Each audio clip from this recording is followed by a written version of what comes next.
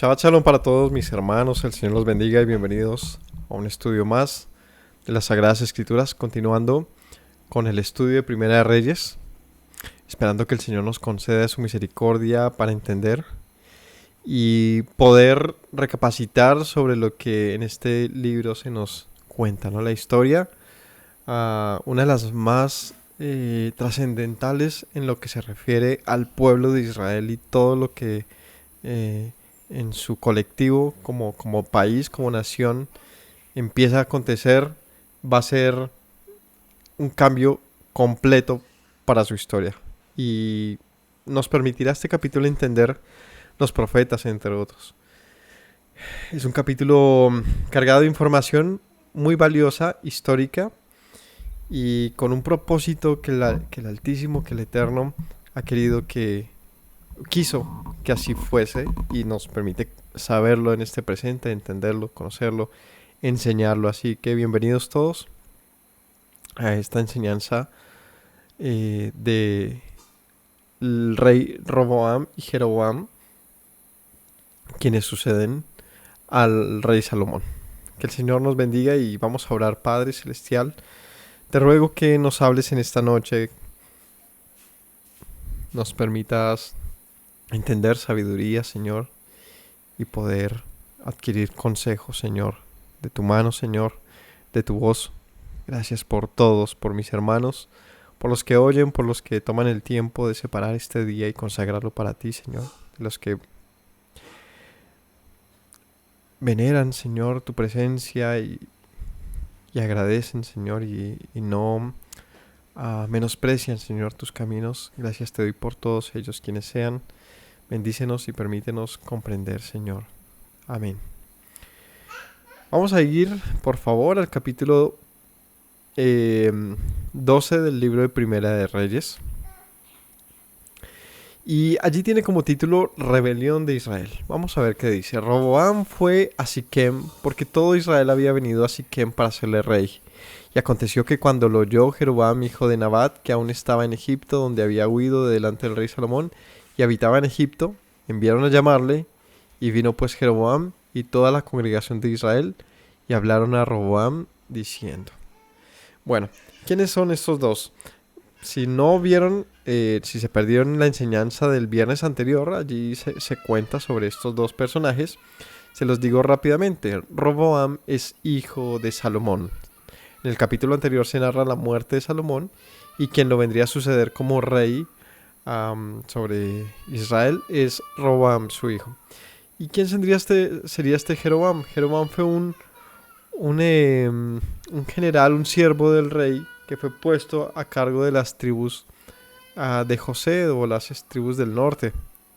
Pero un profeta, ¿no? Un silonita, un hombre de Silo, Ahías silonita, se encuentra con Jeroboam, tiempo en el que aún estaba vivo Salomón, y le da una profecía donde le indica que por causa de el pecado de la nación, por causa de la idolatría y de la maldad acumulada del pueblo, el Señor había decidido rasgar el reino, romperlo. Y no solamente por el pueblo, sino porque el rey mismo también había ocasionado mucho de esto. Es decir, el rey era un reflejo de lo que era el pueblo. En otras palabras, ¿cierto?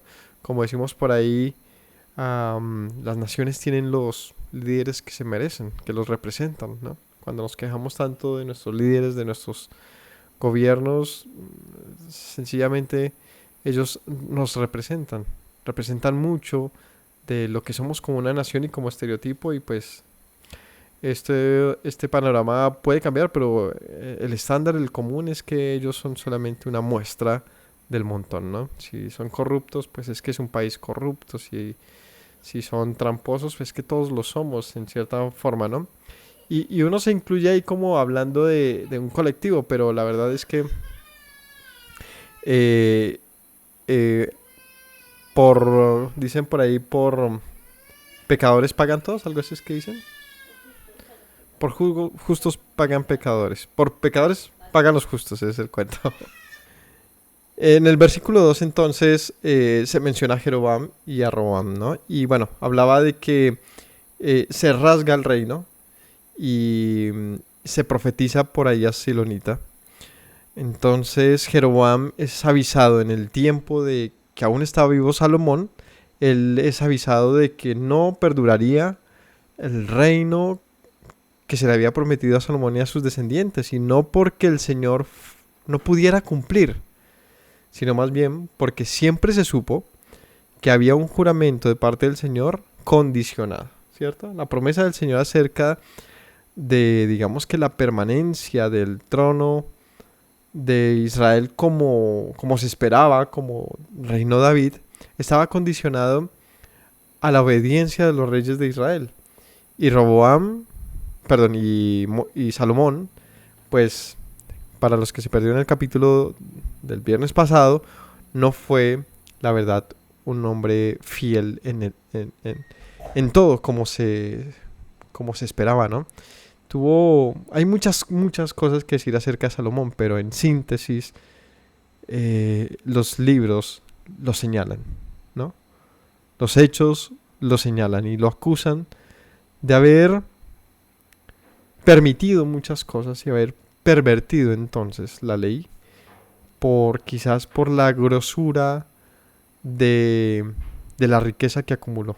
Quizás esto fue lo que lo cegó, o la gloria que alcanzó lo cegó. Independientemente de lo que sea, el Señor decide romper el reino, pero no en tiempos de Salomón, sino en el de sus descendientes.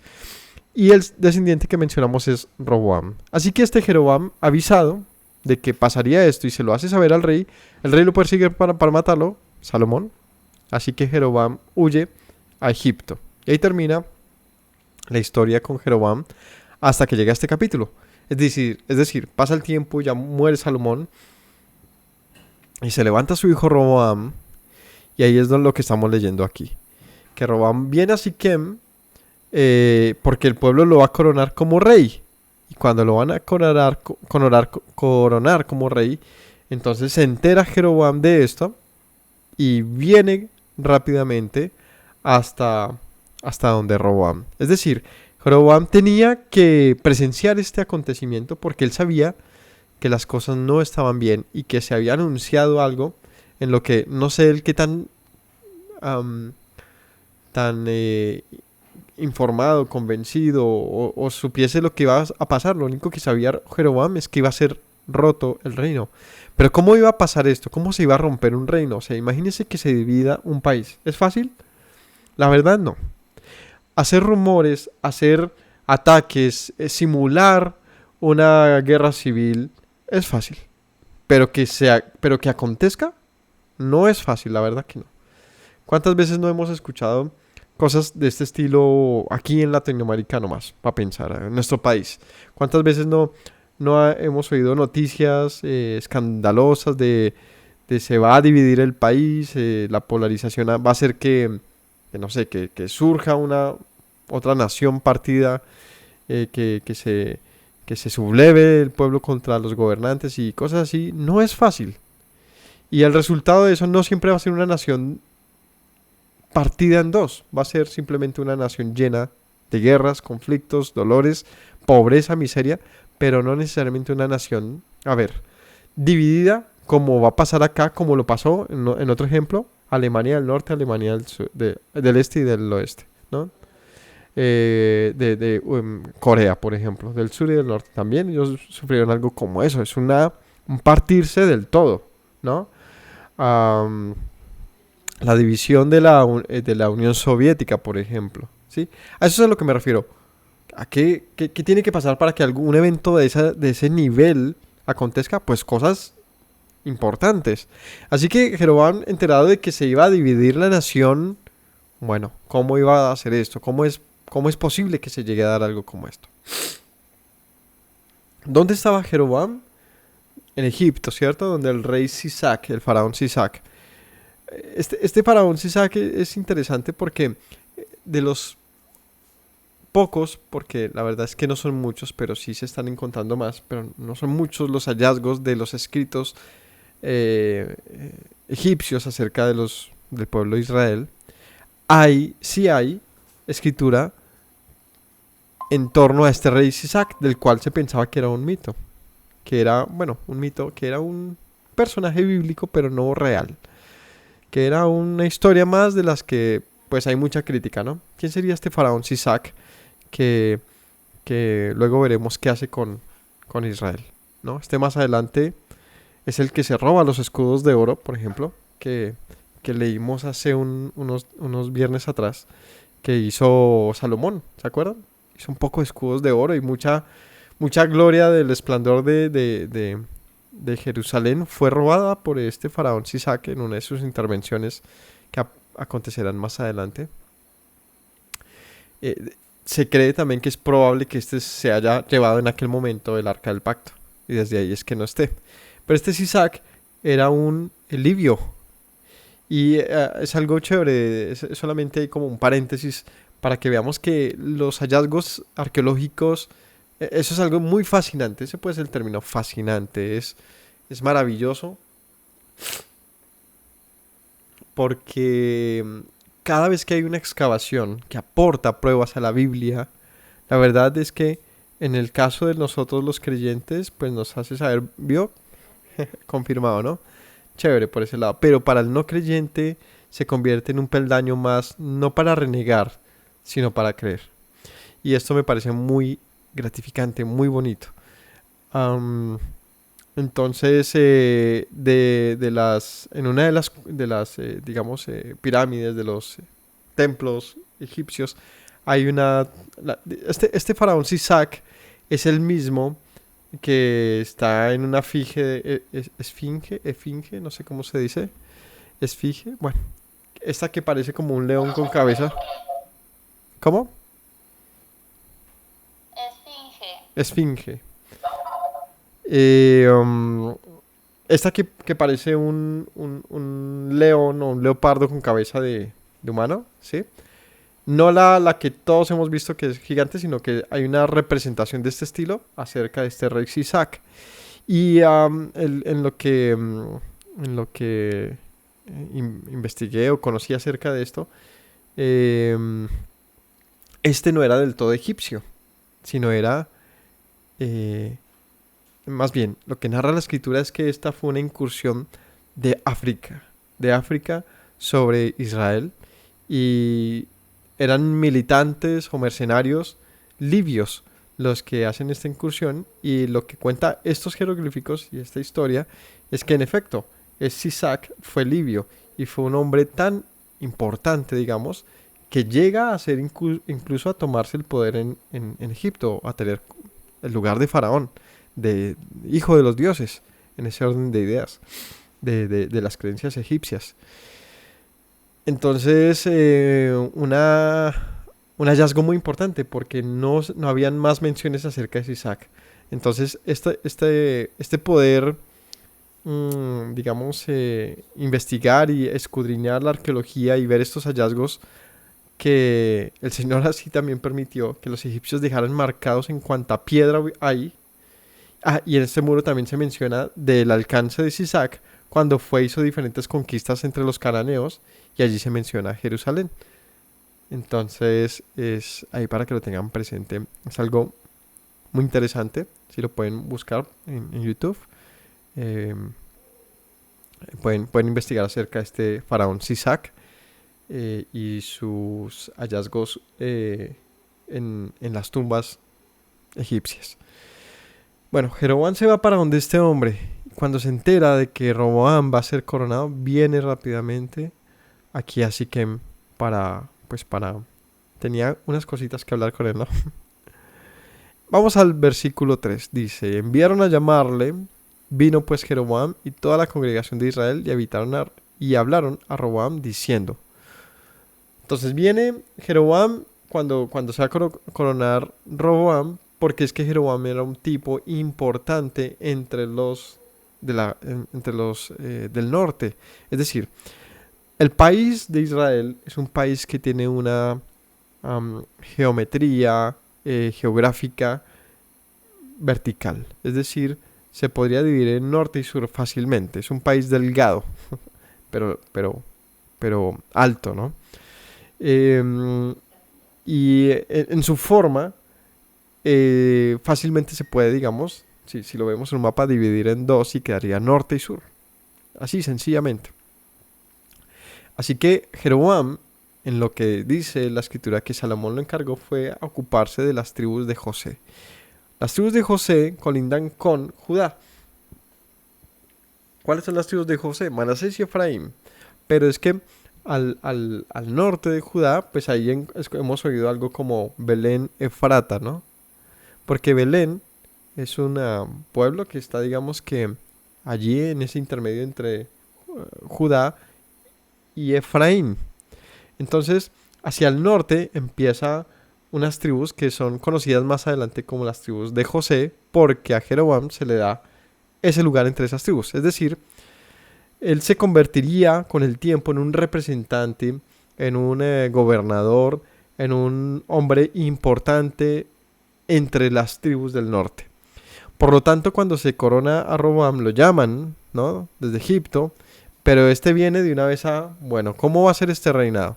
4. Tu padre agravó nuestro yugo. Mas ahora disminuye tú algo de la dura servidumbre de tu padre y del yugo pesado que puso sobre nosotros, y te serviremos. ¿De qué manera vino Jeroboam a hablar con Roboam? Hagamos un acuerdo que libere el yugo de esclavitud que tenemos, porque se ha convertido en eso el reino. Y eso fue anunciado por el profeta Samuel cuando dijo: ustedes, ¿para qué piden un rey? ¿No saben que el rey pondrá un yugo sobre ustedes y sus hijas, sus hijos, sus terrenos, sus mercancías, todo, de todo tendrán que dar una parte al rey según sus antojos?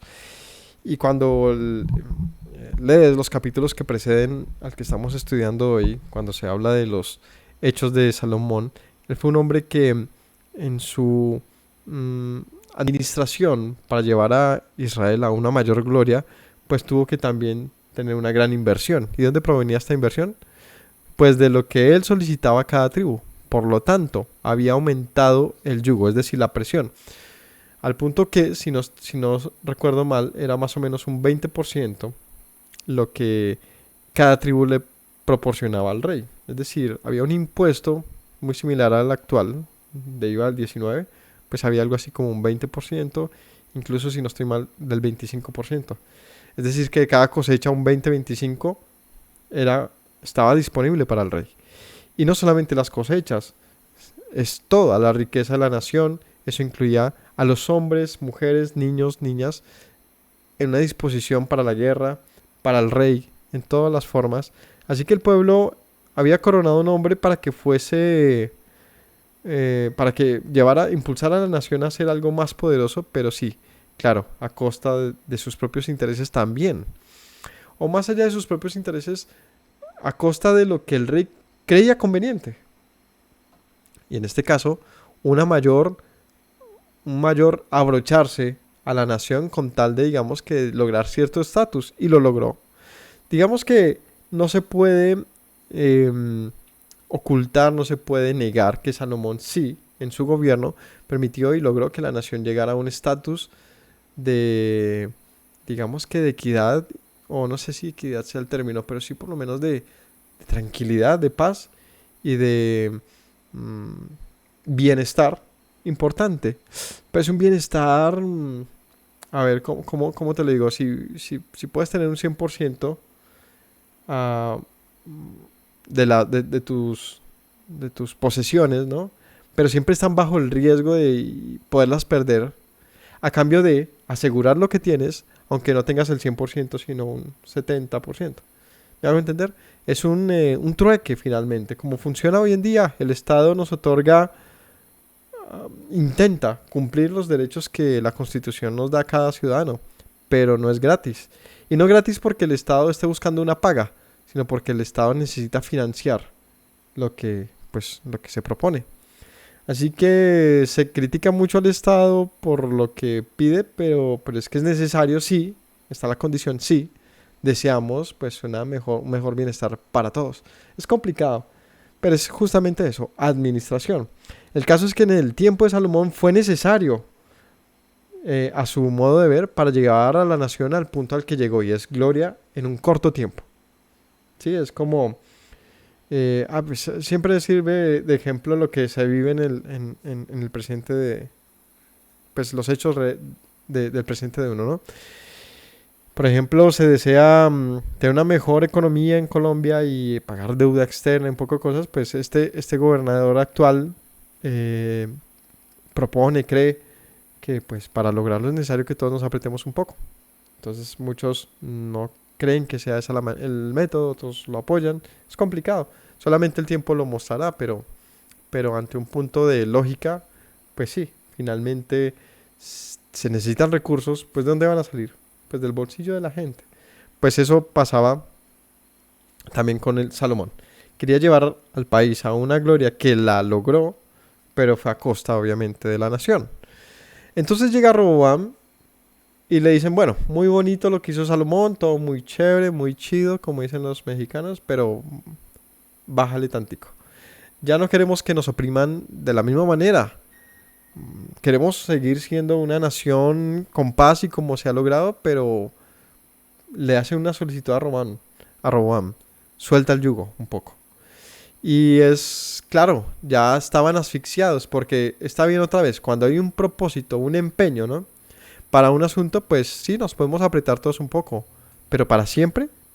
¿O no será que más bien, una vez alcanzados los logros, las metas, sea necesario que se afloje, que se suelte un poco, que se libere el peso que se impone sobre la sociedad?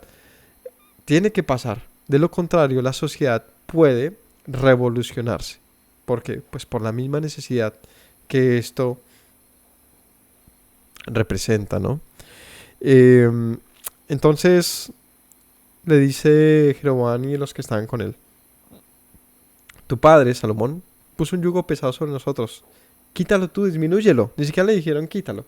Disminúyelo un poco. O sea, hace una nueva administración y te vamos a servir, no pasa nada. Que tú eres el rey y nosotros te serviremos. 5. Él les dijo, váyanse, de aquí a 3 días vuelvan a mí, y el pueblo se fue. O sea, hicieron su mesa de acuerdos, le dijeron, listo, estas son nuestras peticiones. El rey dice, bueno, en 3 días les doy razón acerca de esto. Roboam pidió consejo de los ancianos, versículo 6, que habían estado delante de Salomón su padre cuando vivía.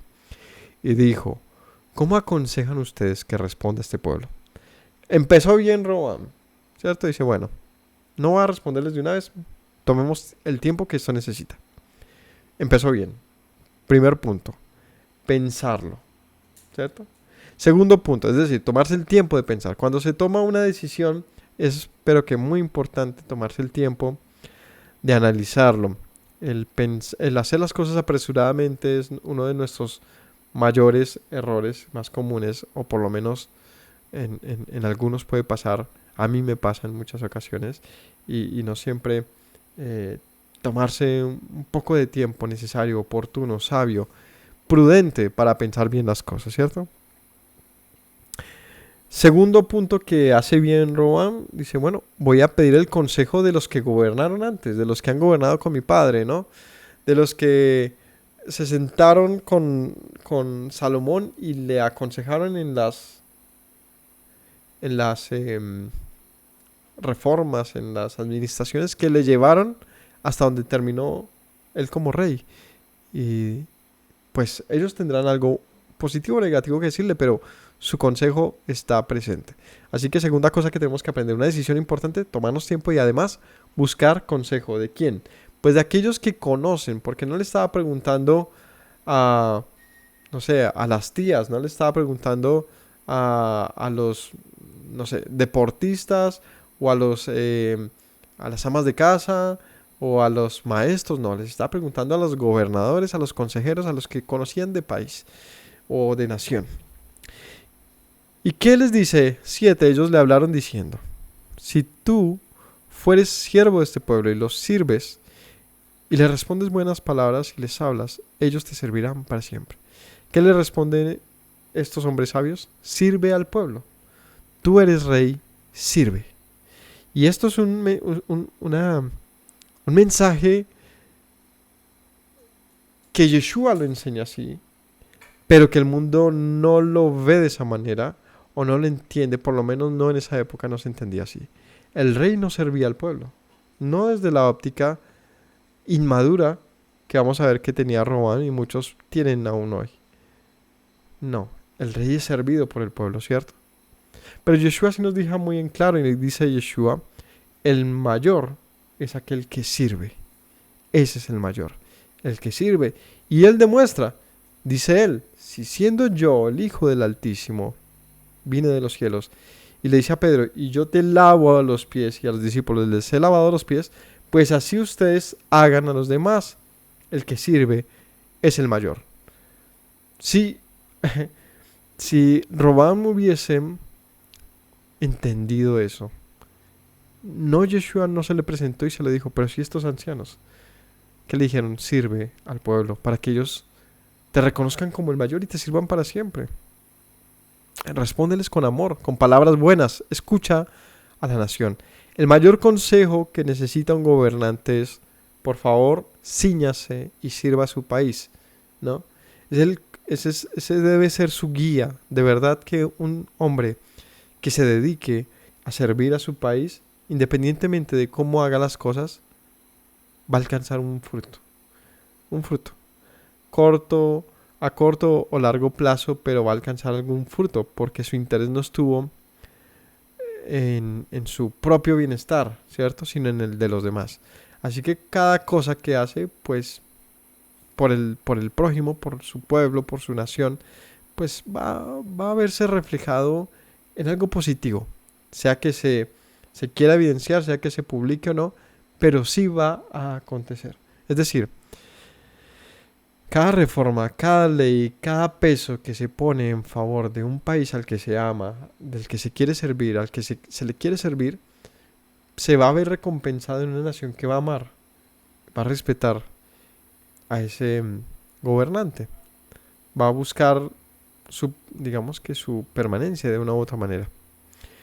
En esa época representaría la permanencia no solamente de un rey, sino de sus descendientes.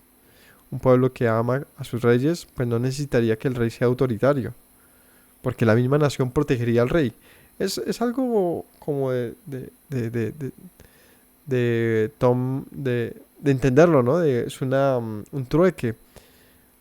Y esto lo vemos también en las familias, ¿no? Hay hombres que piensan que, o mujeres también, que la forma de mantener esa relación con su pareja es a la fuerza y bajo el dominio y bajo ser autoritario.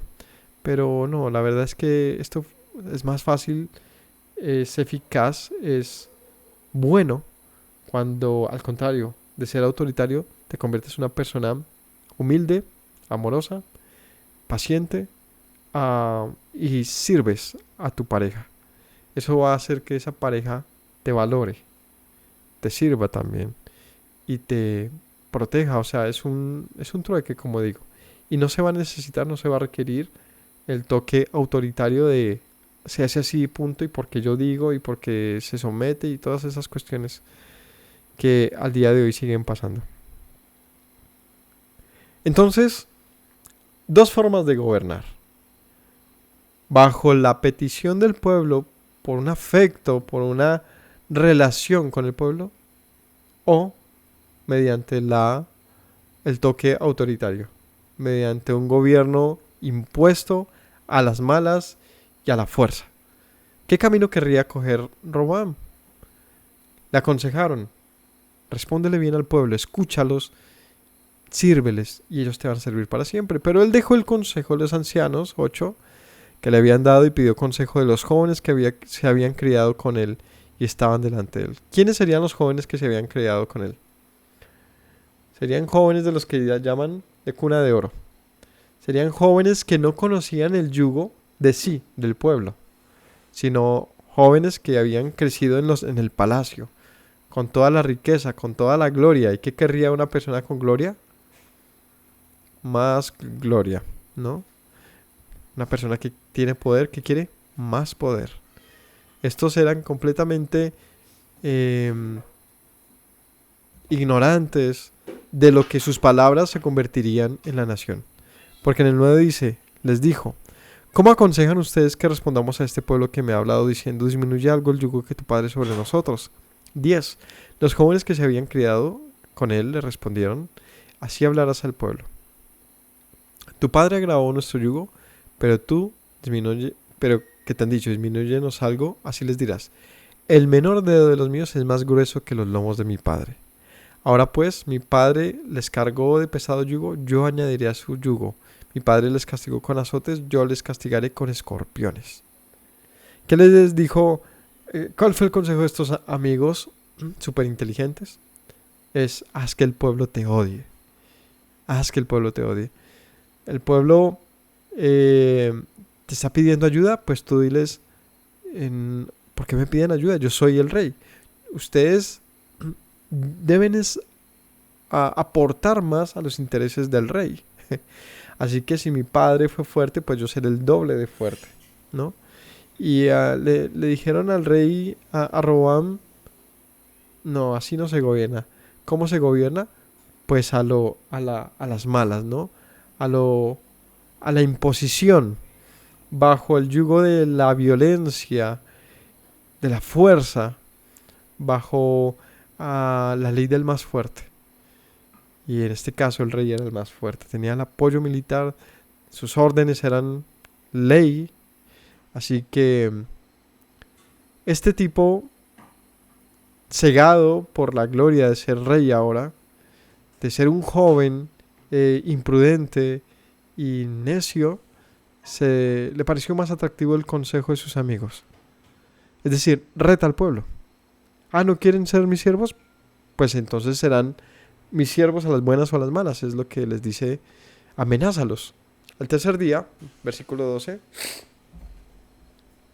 vino Jeroboam con todo el pueblo a Roboam, según el rey lo había mandado, diciendo, volved a mí al tercer día.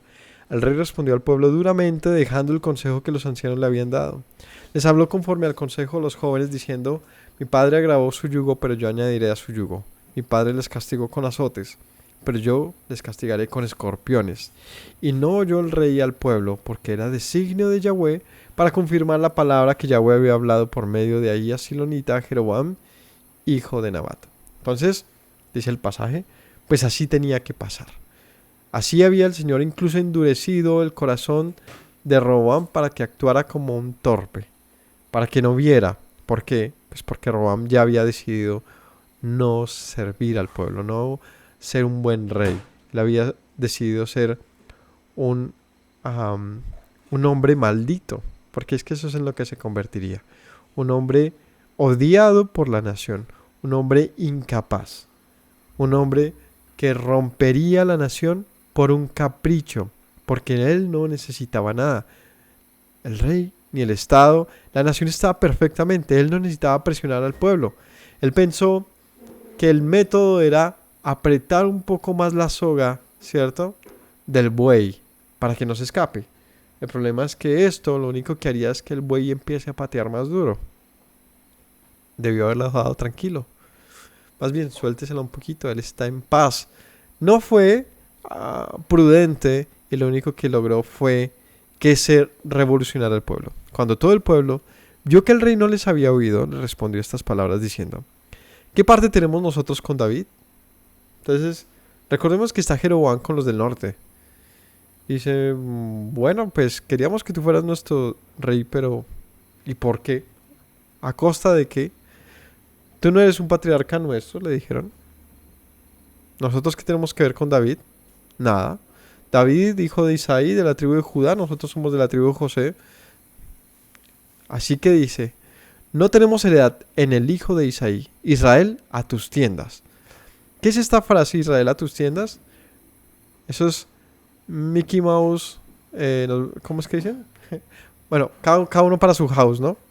Cada uno se fue para su casa en el sentido de, pues, no le debemos nada a los judíos, no le debemos nada a Judá. ¿Y por qué tiene que ser David nuestro rey? Así que Israel, váyase a su casa cada uno, no se preocupe, pues Roboam no es rey de nadie. Eso es como lo que quiere decir esto. Provee ahora en tu casa, David. Entonces Israel se fue a sus tiendas. Le dijeron, pues entonces tú, Roboam, gobierna a tu pueblo. Pero nosotros no somos tu pueblo. ¿Qué lugar tenemos con David? Fue la respuesta de él. Es decir, desconocieron a su rey. Lo desconocieron.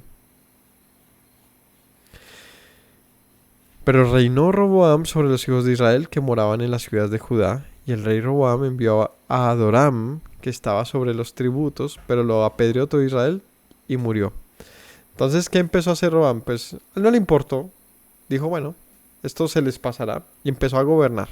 O sea, siguió su gobierno. Israel es un país, y aunque tiene tribus, era una nación que, obvio, por el tiempo que ya tenía de constituida, de formalizada, pues cada uno no realmente vivía en su tribu. Es decir, la nación era muy mezclada por comercio, por familias, por múltiples razones, natural. O es que, hablando por ejemplo de Colombia, todos los costeños están en la costa, o en Bogotá tú solo ves bogotanos, o no, o sea, aquí todo el mundo está por aquí y por allá y uno tiene familia en un lado y en el otro. Imagínese que se sesgara y dijera, pues ya no reconocemos el gobierno que hay en Bogotá. Cada uno váyase para su casa. Pues la gente queda perdida y no, ¿cómo le haría? Cuando su trabajo está de muchos, no sé, en Bogotá y salieron de sus terrenos para allá, un lugar así, no sé, digamos algo bien loco, del Huila. Salen para irse a Bogotá y terminan, ¿cómo? ¿Qué pasaría ahí? Sería una locura. Porque se verían obligados a mantenerse en Bogotá por asuntos laborales, familiares, ¿cierto? Y solo unos pocos intentarían irse a donde sus familias o no sé, pero sería algo muy complejo, esa es la palabra, complejo. Así que fue un proceso lento y no simplemente de, bueno, nos estrechamos la mano, yo me voy por este lado, usted por este, no. No fue al estilo ni siquiera de Abraham y de Lot, tú te vas para ese lugar, yo para este, que lo lograron hacer fácilmente, no. Estos ya estaban tan interrelacionados que aún en un tono político y de ideologías, pues Jeroboam dijo, pues yo no reconozco este gobierno, ¿cierto? Y Judá dijo, pues nosotros somos rey. Entonces, ¿qué hizo el pueblo? Pues quedó como que entre la espada y la pared. Así que, ¿qué hizo Roboam? Pues él siguió reconociendo a la nación como suya y dice, voy a mandar al jefe de los tributos. ¿Y qué hizo la nación? Lo apedreó. ¿Por qué enviaría los tributos? Al jefe de los tributos. Porque estaba buscando recaudar lo que mensualmente, anualmente, requería el gobierno de Israel. Pero como ya le habían dicho, no lo reconocemos, entonces lo que hicieron fue matar al jefe de los tributos. El rey Roboam se apresuró a subirse en su carro y huir a Jerusalén. Este dijo, no, si me cogen a mí, no va a tener una suerte diferente. La nación estaba dispuesta a matar a su propio rey. Porque no le reconocían. Este era un rey autoritario, tonto, muy joven, que demostraba fácilmente, ni siquiera tuvo la, ¿cómo se llama esto? ¿Cómo? Sí, la delicadeza o la, ay, es que se me están olvidando, hay muchas palabras. ¿Cómo es que? Perspicacia. Perspicacia, suena como chistoso, ¿no? Bueno, no tuvo la perspicacia, creo que es la palabra, por lo menos de Absalón. Absalón buscó seducir el corazón de la nación para que lo escogieran como rey. ¿Se acuerdan? No tuvo la astucia de un Absalón, que él sí, casi que, que él también casi que logra dividir la nación a quienes servían a David su padre y quienes empezaron a buscarlo a él como rey. No, Robán lo que hizo fue buscar ser odiado y no ganarse el corazón de la gente. O sea, no tuvo la astucia siquiera, aunque fuera una trampa, no. A este no se le ocurrió ni siquiera esto. Lo único que pensó fue en a las malas, ¿cierto? Pero Israel no era un potro fácil, ¿no? Era un novillo indómito, ¿no? Era uno de estos que tira patada, no se deja. Era un pueblo que no era tan manipulable como él pensó. 19. Perspicaz, ¿cierto? Así es, creo que se dice perspicaz. Así se apartó Israel de la casa de David hasta hoy. ¿Cómo la ve? Así se apartó Israel de la casa de David hasta hoy. Este hasta hoy que se menciona aquí es hasta que el escriba apuntó esto. Y si lo pensamos, incluso hasta hoy, año 2022, 30 de diciembre, ¿no? muchos preparando la cena de Año Nuevo, ¿no? Ah, de, pensando en un Israel que se dividió de tal manera que es necesario que venga un rey reconocido por ambos. Es necesario para reunificar a una nación dividida que toda la nación reconozca a un rey, a un rey. Pero, ¿qué fue lo que dijo la casa de Israel? A David no reconocemos. ¿Será que al hijo de David reconocerán? ¿Y a cuál hijo de David me refiero? Lo que dice el profeta Isaías. Retoñará un vástago del tronco de Isaí. Uno como David, otro como David. David fue un rey que fue reconocido por toda la casa de Israel, ¿no? Esa es después, y incluso Salomón. Pero es aquí en el tiempo de Robán donde dicen, pues ya no más, no nos importa que su padre y abuelo haya gobernado sobre nosotros, no queremos reconocerlo más. Y dice aquí, hasta hoy no quisieron reconocer al hijo de David. Y esto es muy profético porque tendría que venir entonces el hijo de David a buscar a las tribus que se separaron, se apartaron, para buscar en ellos qué? Ser reconocido, ser reconocido. Ojo porque a partir de esta profecía, a partir de estos capítulos, perdón, más que nunca se va a tener un tono profético mesiánico como nunca antes la Biblia. O sea, a partir de esos capítulos que estamos leyendo, bueno, seamos un poquito más amplios, desde las promesas del Señor a David, pero, pero históricamente más evidentes que nunca, tienen que ver en este momento, que es cuando la historia enmarca las maldiciones de la ley puestas sobre un pueblo que se va a ver afectado en todas ellas. ¿Hasta qué? Dice la escritura. Hasta que este pueblo se vuelva a mí, aún entre los ídolos, yo les oiré, ¿cierto? Y los reuniré. Porque el pueblo no solamente no quiso servir a Roboam, sino se apartaron de la casa de David. Y eso es diferente. Una cosa es no reconocer a Roboam por lo que había hecho, ¿no? Otra cosa es no reconocer a quien el Señor había puesto como ungido. Pero como leímos hace un poco, en unos versículos atrás decía, todo esto había sido permitido por el Señor en su soberanía.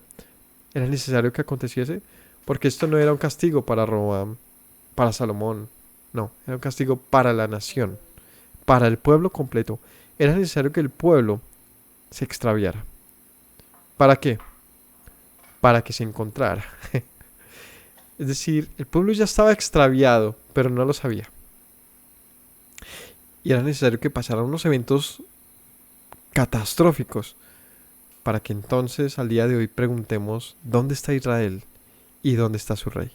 Versículo 20. Aconteció que oyendo todo Israel que Jeroboam había vuelto, enviaron a llamarle a la congregación, le hicieron rey sobre todo Israel sin quedar tribu alguna que siguiese la casa de David, solo la tribu de Judá. Entonces ya cuando vieron esta actitud de Roboam y cuando mataron al jefe de los tributos, ¿qué hicieron las tribus? No.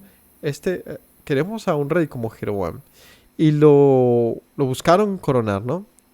Cuando Roboam vino a Jerusalén, reunió a toda la casa de Judá y de la tribu de Benjamín, 180,000 hombres, guerreros escogidos con el fin de hacer guerra a la casa de Israel y hacer volver al reino a Roboam, hijo de Salomón. La tribu de Benjamín colinda con la de Judá. No es la única cosa que tienen en común. ¿Cuál es la otra cosa en común que tiene Israel con Judá? Israel con Benjamín, que podría hacer pensar de por qué Judá acudiría a los benjaminitas.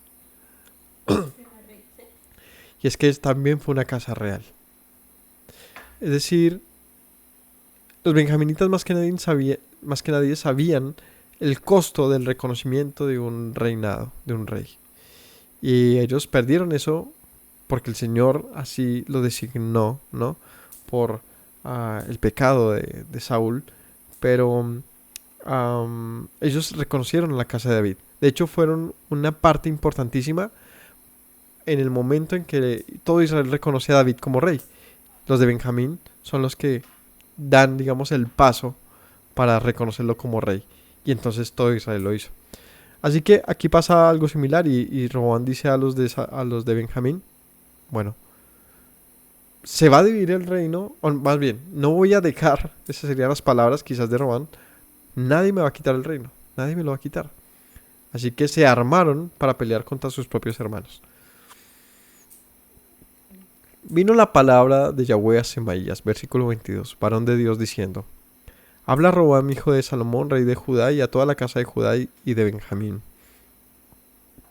y a los demás del pueblo, diciendo, así ha dicho Yahweh, no vayáis ni peleéis con vuestros hermanos hijos de Israel. Volveos cada uno a vuestra casa, porque esto lo he hecho yo. Ellos oyeron la palabra de Dios y volvieron y se fueron conforme a la palabra de Yahweh.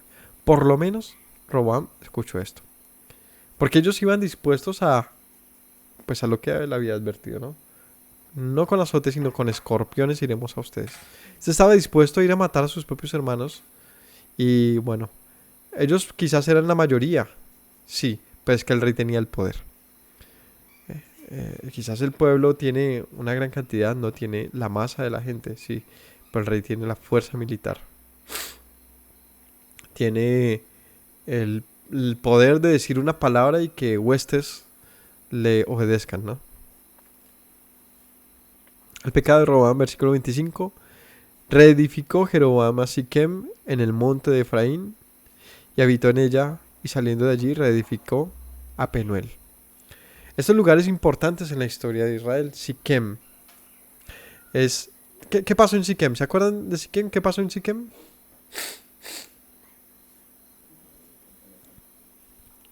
¿Ah? Este es un lugar... Dime. Pero más para atrás. Este es un lugar que desde los patriarcas, Abraham, Isaac, Jacob, ¿cierto? Se menciona. Desde Génesis. ¿Se acuerdan del encinar de Moré? Donde estaba Abraham en Siquem. ¿Qué pasa allí? Es cuando se le aparece el Señor a Abraham y le dice, si vemos Génesis 1, Génesis 12, 17, dice 12:7, apareció el Señor a Abraham, no, 6. Pasó Abraham por aquella tierra hasta el lugar de Siquem, hasta el encino de Moré, y el cananeo estaba entonces en la tierra. Apareció Yahweh a Abraham y le dijo, a tu descendencia daré esta tierra, y edificó un altar a Yahweh, quien le había aparecido. ¿Qué había allí? Un altar. Es una tierra importante, es en esta tierra donde Roboam se proclama rey, pero termina huyendo, por lo que matan al jefe de los tributos. Roboam sube a Jerusalén. Jeroboam llega aquí a Siquem. Siquem es de Efraín. Dice ahí, Jeroboam en Siquem, en el monte Efraín, y habitó en ella, y saliendo de allí reedificó a Penuel. Este Penuel es Peniel. Son los lugares bíblicos de las promesas del Señor al pueblo. Son lugares que es el lugar, digamos, Peniel es donde Jacob ve, ¿no? Pelea con el ángel y le dice, he visto a Dios y no he muerto. ¿Se acuerdan? Que le ponen por nombre Peniel. Estos lugares aquí que son súper importantes en la historia del pueblo, pues ya no estaban en posesión o gobierno de Roboam, porque en esta división, esta fractura que se estaba poniendo cada vez más evidente, Jeroboam estaba entonces reedificando ese lugar en Efraín. Dijo Jeroboam en su corazón, ahora se volverá el reino a la casa de David. Y este pueblo, si este pueblo sube a ofrecer sacrificios en la casa de Yahweh, en Jerusalén, porque el corazón de este pueblo se volverá a su señor, a Roboam, rey de Judá, me matarán a mí y se volverán a Roboam, rey de Judá. Entonces piensa Jeroboam, bueno, espérenme, aquí están pasando cosas importantes. La gente me ha proclamado como rey, pero lo que pasa es que yo puedo ser rey acá y Roboam rey allá, pero somos un solo pueblo. Y tarde que temprano nos vamos a tener que reunir. Y cuando nos reunamos, de pronto sea más fuerte Roboam y me maten a mí. ¿Por qué se tendría que reunir el pueblo? Porque aunque eran dos pueblos, se estaba evidenciando más bien que que el colectivo se estaba dividiendo, no estaba haciéndose aquí una división celular. Tenían algo en común demasiado importante. ¿Qué tenían en común? que no querían, más bien, que hasta el momento no se había formulado que fuera una opción. ¿Qué tenían en común? Al Señor, el templo, la ley. De pronto podría decir Jeroboam, nada tenemos que ver con David o con Judá. Pero sí que sí, todo tenía que ver, cualquiera, judío y no judío, con el templo, con los sacrificios, con la ley. Esta fue entregada a todo el pueblo y no a una tribu en particular. Así que Robán dice, esto es un peligro, porque si el pueblo tiene que descender cuando lleguen las fiestas o cada vez que alguien vaya a presentar una ofrenda de paz o lo que sea, y tiene que ir hasta Jerusalén, donde está el rey Robán, pues tarde que temprano yo voy a perder. Tuvo miedo, 28, habiendo tenido consejo, hizo el rey 2 becerros de oro, y se repitió la historia de la idolatría, razón por la que el Señor permitió una gran matanza en la época de la salida del pueblo de Egipto, ¿se acuerdan? El becerro de oro, Aarón y el becerro de oro. Pero no solamente allí, sino lo que está pasando con Salomón. Hubo idolatría, razones por las que el Señor pues estaba diciendo que iba a dividir al pueblo, y no solo eso, sino que Jeroboam sabía, porque a ella Silonita se lo dijo a él, que era por esa causa. Pero ¿qué hace Jeroboam? Pues él dice, pues por nada, él también se llena de codicia por el poder de mantenerlo, de mantener el poder, y dice, haré 2 becerros de oro, no uno sino 2. Y dijo al pueblo, bastante habéis subido a Jerusalén, y aquí tus dioses, oh Israel, los cuales te hicieron subir de la tierra de Egipto. ¿No han oído algo como eso antes? Tal cual, de hecho aquí tienen la cita, Éxodo 32:4. Dice que Aarón, versículo 3, dice, todo el pueblo apartó los arcillos de oro que tenía en sus orejas y los trajeron a Aarón. Él los tomó de las manos de ellos, dio forma con buril, hizo de ello un becerro de fundición. Entonces dijeron, Israel, estos son tus dioses que te sacaron de la tierra de Egipto. ¿Cómo la ven? Viendo esto, Aarón edificó un altar delante del becerro y pregonó a Aarón y dijo, mañana será fiesta para Yahweh. Pues esto mismo hace Jeroboam como si desconociese la historia de su propio pueblo. Dice, pues que no, que yo también tengo la versión original de Dios. Que se las presento, que este es el original de verdad, de veritas, el que nos sacó de Egipto. 2 becerros de oro. Dijo al pueblo, bastante han subido a Jerusalén, y aquí tus dioses, oh Israel, los cuales te hicieron subir de la tierra de Egipto. Y puso uno en Betel y el otro en Dan. Betel es en esta zona de Siquén, de Peniel, de todos estos lugares. Es un monte también clave, donde el Señor se le aparece también a Jacob. Y el otro en Dan lo pone en otro de los extremos, es decir, están marcando. Sería una forma de limitar y tomar posesión del terreno del norte. Esto fue causa de pecado. El pueblo iba a adorar delante de uno hasta Dan. Hizo también cosas sobre los lugares altos e hizo sacerdotes de entre el pueblo que no eran de los hijos de Leví. Entonces instituyó a Jeroboam fiestas solemnes en el mes octavo, a los 15 días del mes, conforme a la fiesta solemne que se celebra en Judá, y sacrificó sobre un altar.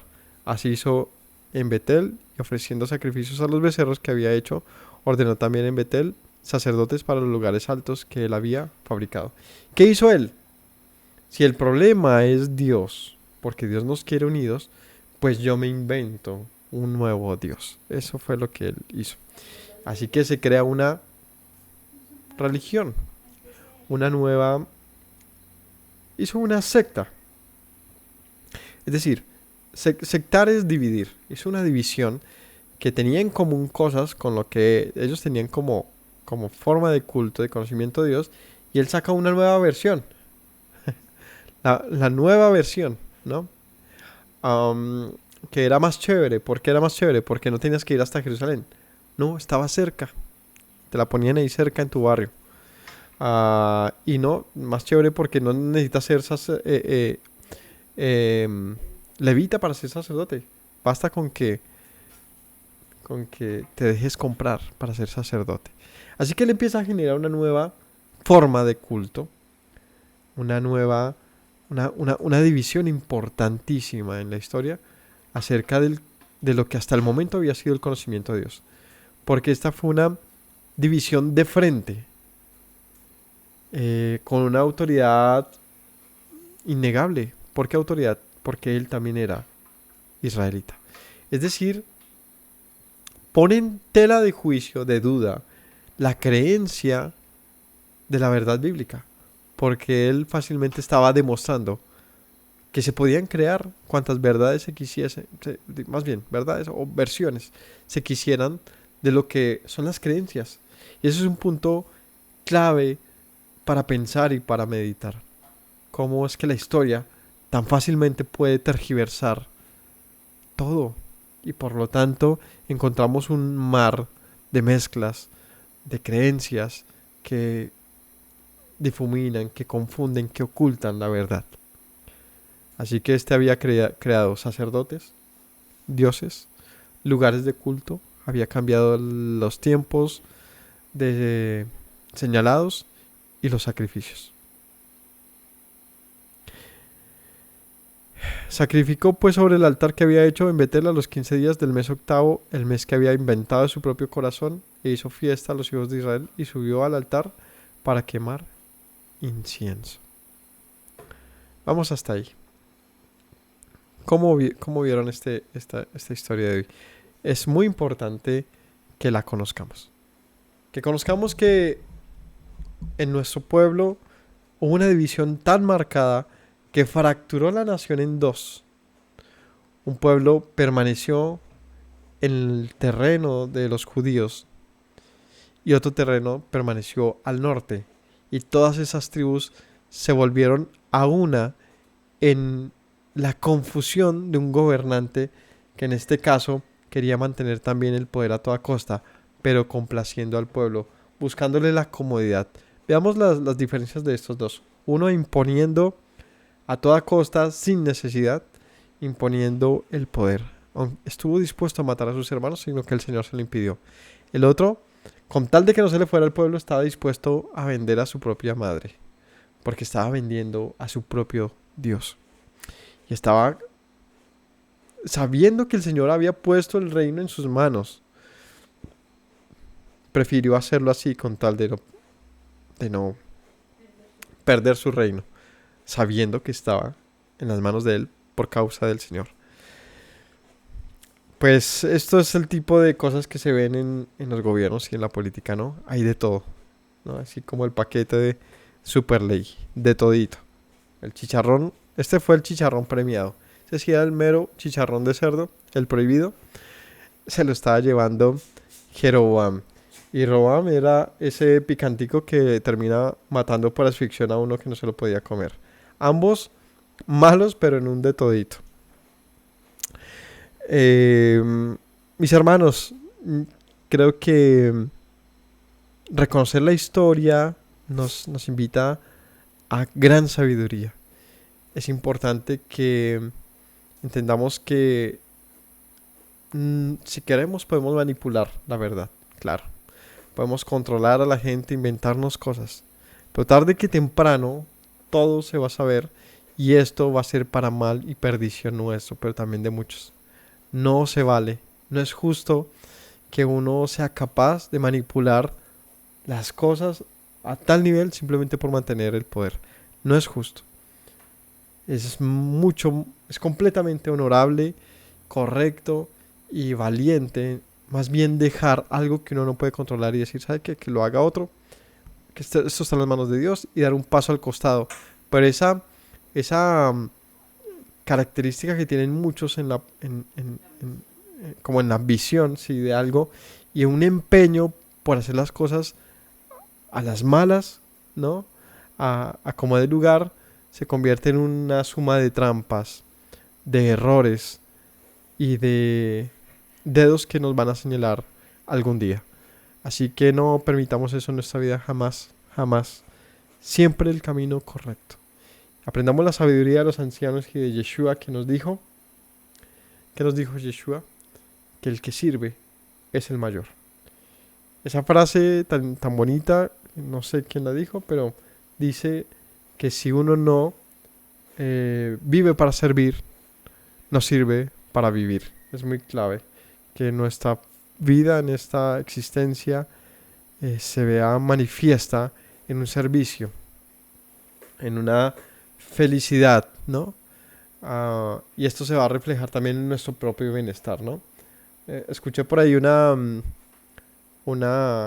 ¿cómo se llamaría? Un cuento, una historia, no sé, que algo así que decían en el antiguo Egipto, de que le preguntaban, ¿y quién entrará al cielo?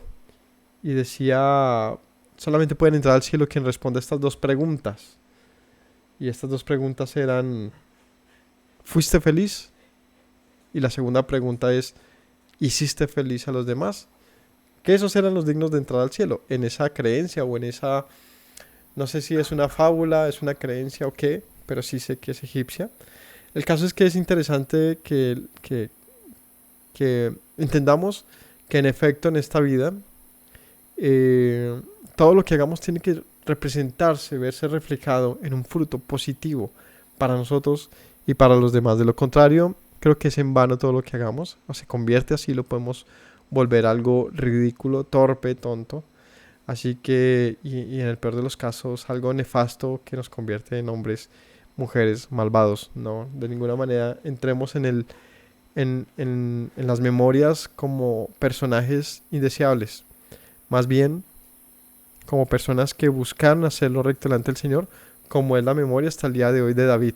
Así el Señor quiso que quedase la memoria de David, ¿no? Siempre le dijo a Salomón y a los reyes de Israel y de Judá, a menos de que me sirvan como David me sirvió, a menos de que no agraden al Señor como David lo hizo, entonces no.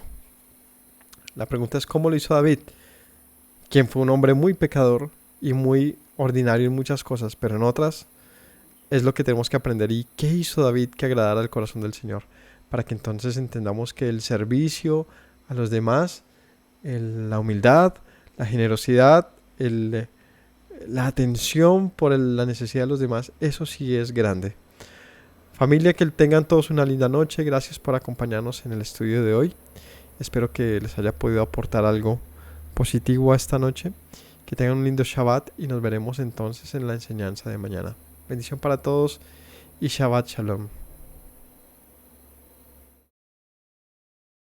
Me presento nuevamente, mi Rey, mi buen Señor. Mis pasos se han desviado, necesitan dirección. En tu amor me he refugiado, Yeshua, pues así al Padre puedo hoy decir. Me presento nuevamente, mi Rey, mi buen Señor. Mis pasos se han desviado, necesitan dirección. En tu amor me he refugiado, Yeshua, pues así al Padre puedo hoy decir: Abba, Padre, Baruch atah. Señor Dios nuestro Rey de eternidad. Abba, Padre, Baruch atah. Adonai Eloheinu melech haolam.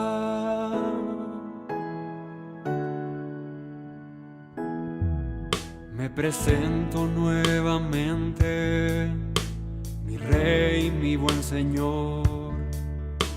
Mis pasos se han desviado, necesitan dirección. En tu amor me he refugiado, Yeshua, pues así al Padre puedo hoy decir. Me presento nuevamente, mi Rey, mi buen Señor. Mis pasos se han desviado, necesitan dirección. En tu amor me he refugiado, Yeshua, pues así al Padre puedo hoy decir: Abba, Padre, Baruch atah. Señor Dios nuestro Rey de eternidad, Abba, Padre, Baruch atah. Adonai Elohim